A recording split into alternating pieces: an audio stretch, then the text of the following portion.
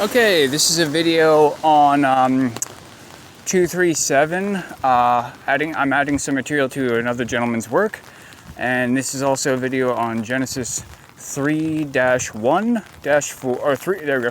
My mistake. 3-14. Okay, so here we go. Let me show you something very briefly. See if I can find the app. There it is. Okay, so 237 is detailed in the movie The Shining. Okay, so the 237 basically you add it up and this is, by the way, this is Enter the Stars' work.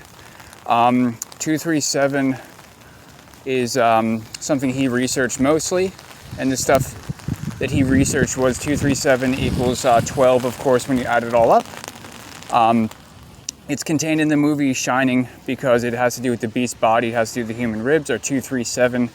So you have 2, 3, and 7 for your ribs.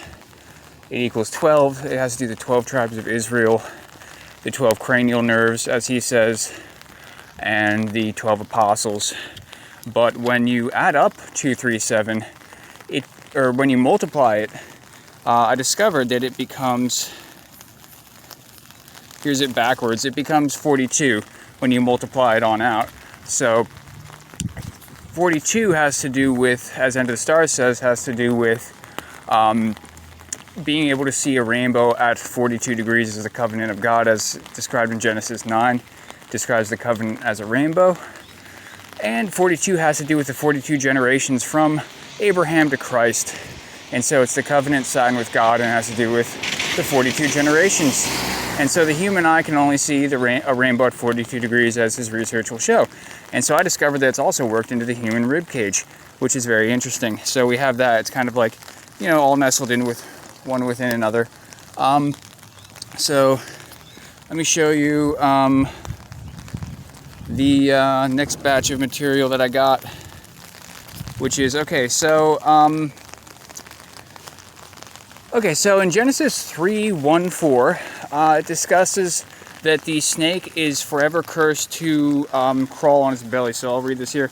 And the Lord God said unto the serpent, Because thou hast done this, thou art cursed above all cattle, and above every beast of the field, and upon thy belly shalt thou go, for dust thou shalt eat all the days of thy life. So what it's discussing there is that the snake conducts a recycling process. And Enter the Stars says you have a Ouroboros up above, which is kind of difficult to describe right now because there's a lot of details in that. But that's kind of like part of the recycling process. But the recycling process is kind of like this, as he describes, which is that the snake, basically things go back into the cursed dust, and they get recycled back outward. They get born back out into the matrix again and again and again. And so that's kind of like what the snake is doing. And the snake is the dust is cursed because we can't live forever here because we're built out of kind of cursed dust. It's kind of not so shoddy building materials, let's say. And so the snake, the interesting thing that I noted, my discovery, is that the numbers here show a kind of like a nested truth as well, in that you add 3 + 1 + 4, and it equals 8. And 8 is a figure 8. And the snake, when it crawls on its belly flat, forms a figure 8. Frequently, when it crawls on its belly, it forms an S pattern, a figure 8.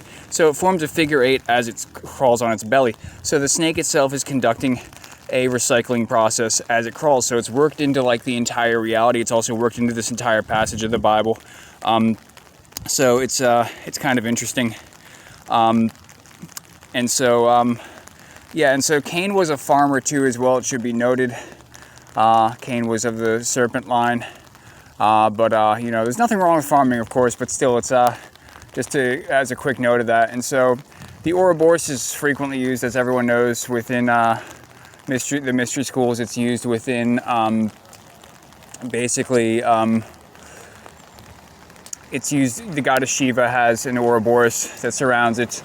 There's an Ouroboros up above, which is the Milky Way, and the snake itself forms itself a figure 8 pattern, which conducts the recycling process, which is showing you that it's, conducting its recycling process. So anyway, that's about it for now. I'm going to cut this video short, and have a good day.